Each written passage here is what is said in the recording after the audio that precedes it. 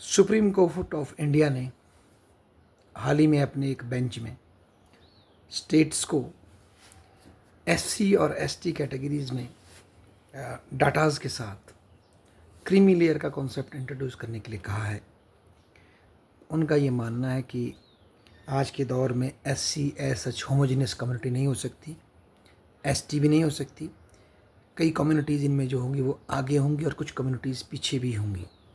तो ताकि रिजर्वेशन का बेनिफिट प्रॉपर तरीके से जो रियली नीडी है, योग्य है उस चीज़ के, उसको मिले, इसलिए इसकी एक लिस्ट तैयार की जाए, ऐसा आदेश स्टेट्स को दिया गया है। इसमें जस्टिस गवई ने भी अपना योगदान दिया और चंद्रचूड़ जी ने भी और अन्य जजेस ने भी।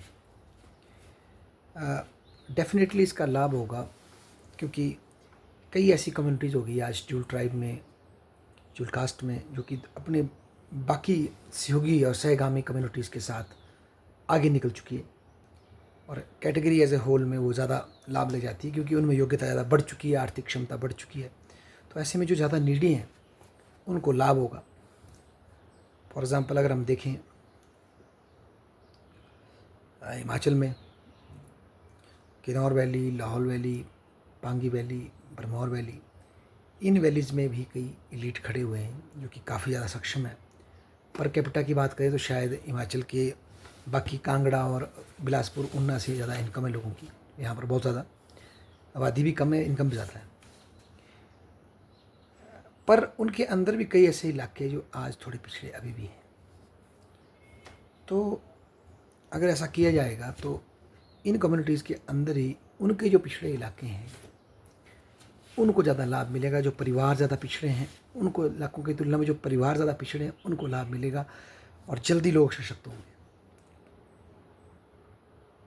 वैसे तो जो रिच हो जाते हैं उनको ऐसी भी रिजर्वेशन का फ़र्क नहीं पड़ता, क्योंकि हाँ कोई आईएएस की जॉब मिल गई तो ठीक है, अदरवाइज़ वो आपकी छोटी मोटी नौकरियां तो करेंगे नहीं, क्योंकि करोड़ों में बंदे का पहले ही मतलब बिजनेस प्रॉपर्टी है। ऐसी कम्युनिटी में भी देखें तो स्थिति है कमोवेश ऐसी ही है। यूपी में देखें तो जाठव समाज सबसे आगे है और अन्य कई जातियां बेचारी पीछे हैं। ओबीसी में देखें यूपी में तो यादव सबसे आगे हैं, बाकी कम्युनिटीज़ पीछे हैं। बिहार में देखें तो यादव पिछड़े हैं एज़ कम्पेयर टू यूपी के यादव, ये भी बात है। तो ये बहुत ही अच्छा स्टेप है, इसका लाभ मिलेगा और जल्दी सामाजिक न्याय की स्थापना करने में। परंतु हमें केवल इस पे नहीं रुकना चाहिए, बल्कि आज समय आ चुका है कि हम अपनी जो प्राइमरी शिक्षा व्यवस्था है, सेकेंडरी शिक्षा व्यवस्था है, अपनी जो बच्चों के लिए अपॉर्चुनिटी है ग्रास रूट लेवल पर, उसको इक्विटेबल बनाएं, ताकि हर बच्चा जो इन संस्थानों में पढ़ रहा है वो अपने टैलेंट को विकसित कर सके। कहीं ना कहीं रिजर्वेशन का जाल फैलाने के साथ साथ, उसको नेटवर्क फैलाने के साथ साथ हम इस चीज़ को डेवलप करने में विफल रहे। अगर हमारे इंस्टीट्यूशंस, हमारे स्कूल सच में अच्छे हों, हमारी स्पोर्ट्स अकेडमी सच में अच्छी हों, तो एक बच्चा जो कि बिल्कुल न्यूनतम परिवार से आ रहा है वो भी आगे बढ़ सकता है तीव्र गति से। पर ऐसा हुआ नहीं है और इस विषय में भी फोकस करने की बहुत ज़्यादा ज़रूरत है कि हर एक परिवार जिसका बच्चा योग्य है उसे पैसे की कमी के कारण, फैसिलिटी की कमी के कारण अपने बच्चे को रोकने की जरूरत ना पड़े, उसे आगे बढ़ने का मौका मिले। यदि ऐसा हम कर लेते हैं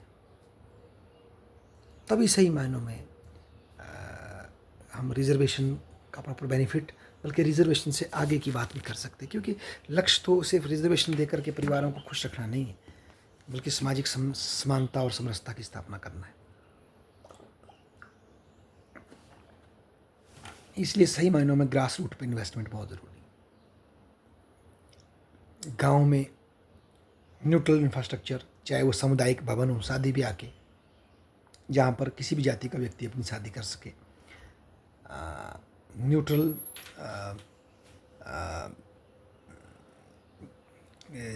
cremation grounds, neutral water supply grounds, उनकी स्थापना करना भी बहुत ज़्यादा ज़रूरी है। तभी सेंस ऑफ डिग्निटी की स्थापना हो सकती है। धन्यवाद।